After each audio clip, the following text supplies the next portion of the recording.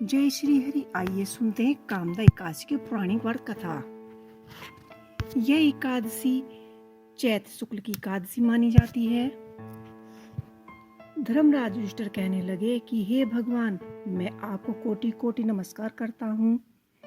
अब आप कृपया करके चैत्र शुक्ल एकादशी का महात्म कहिए। श्री कृष्ण जी कहने लगे कि हे धर्मराज, यही प्रिय प्रश्न एक समय राजा दिलीप ने गुरु वशिष्ठ जी से किया था, और जो समाधान उन्होंने किया वो सब कुछ मैं तुमसे कहता हूँ। प्राचीन काल में भोगीपुरी नामक एक नगर था। वहां पर अनेक ऐश्वर्य से युक्त पुंडरीक नाम का एक राजा राज्य किया करता था। भोगीपुर नगर में अनेक अप्सराएं, किन्नर तथा गवर्धन वास करती थी। उनमें से एक जगह ललिता और ललिता नाम के दो स्त्री पुरुष अत्यंत वैभवशाली घर में निवास करते थे। उन दिनों में अत्यंत स्नेह था। यह तक कि अलग अलग हो जाने पर भी दोनों व्याकुल हो जाते थे। एक समय पुंडरीक की सभा में अन्य गंधर्व कन्याएं सहित ललिता भी गाना गाने के लिए आई। गाते गाते उसको अपनी प्रिय ललिता का ध्यान आ गया और उसका स्वर भंग होने के कारण गाने का स्वरूप बिगड़ गया। ललिता के मन में भाव जानकर काकाकोटि नामक नाग ने पद भंग होने का कारण राजा से कह दिया। तब पुंडरीक ने क्रोधपूर्वक कहा कि तू मेरे सामने गाता हुआ अपनी स्त्री का स्मरण कर रहा है, अतः तू कच्चे मांस और मनुष्यों को खाने वाला राक्षस बनकर अपने किए कर्म का फल भोगे।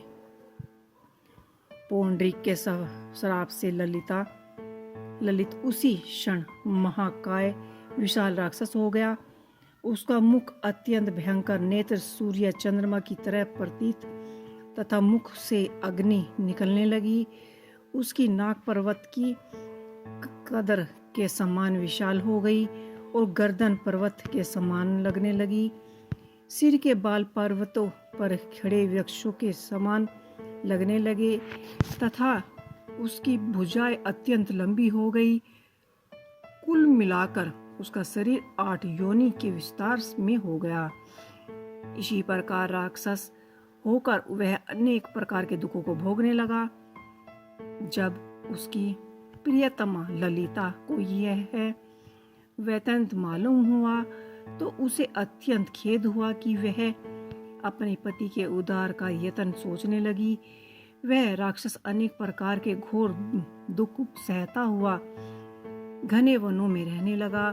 उसकी स्त्री उसके पीछे पीछे जाती और विलाप करती रहती। एक बार ललिता अपने पति के पीछे घूमती घूमती विंध्याचल पर्वत पर जा पहुंची, जहां पर श्रेणी ऋषि आश्रम था। ललिता शीघ्र ही श्रेणगी इस ऋषि के आश्रम में गई और वहां जाकर विनती भाव से प्रार्थना करने लगी। उसने देखा सारंगी ऋषि बोले कि हे सुभारो, तुम कौन हो और यहाँ किस लिए आई हो? ललिता बोली कि हे मुनि, मेरा नाम ललिता है। मेरे पति राजा पुंडरीक के श्राप से विशाल काय राक्षस हो गए हैं। उसे देखकर सारंगी ऋषि बोले कि हे सुभंगे, तुम कौन हो और यहाँ किस लिए आई हो? ललिता बोली कि हे मुनि, मेरा नाम ललिता है। मेरा पति राजा पुंडरीक के श्राप से विशाल काय राक्षस हो गया है। इसका मुझको महान दुख है। उसके उद्धार के लिए कोई उपाय बताए। सारंगी ऋषि बोले कि हे गर्वर्ध्य कन्याएं, अब चैत्र शुक्ल की एकादशी आने वाली है, जिसका नाम कामिदा एकादशी है। इसका व्रत करने से मनुष्य के सब कार्य सिद्ध हो जाते हैं।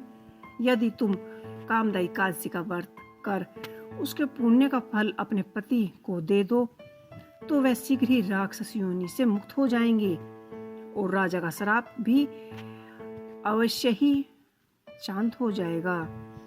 मुनि ने ऐसे वचन सुनाकर ललिता ने चैत्र शुक्ल एकादशी आने पर उसका व्रत किया और द्वादशी को ब्राह्मण के सामने अपने व्रत का फल और अपने पति को देते हुए भगवान से इसी प्रकार प्रार्थना करने लगी कि हे प्रभु, मैंने जो यह व्रत किया है उसका फल मेरे पति देव को प्राप्त हो जाए, जिससे वह राक्षस योनि से मुक्त हो जाएं।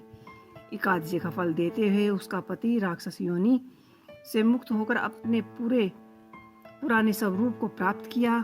फिर अनेक सुंदर वस्त्र भूषणों से युक्त होकर ललिता के साथ विरह करने लगा। उसके पश्चात वे दोनों विमान में बैठकर स्वर्गलोक को चले गए। वशिष्ठ मुनि कहने लगे कि हे राजन, इसी व्रत को विधि पूर्वक करने से समस्त पापों का नाश हो जाता है तथा राक्षस आदि योनि भी छूट जाती हैं। संसार में इसके बराबर कोई भी दूसरा ऐसा व्रत नहीं है। इसकी कथा पढ़ने या सुनने से वाजपेयी यज्ञों का फल प्राप्त होता है। ये थी कामदा एकादशी की व्रत कथा। आपको कैसी लगी कमेंट कर जरूर बताइएगा। जय श्री हरि।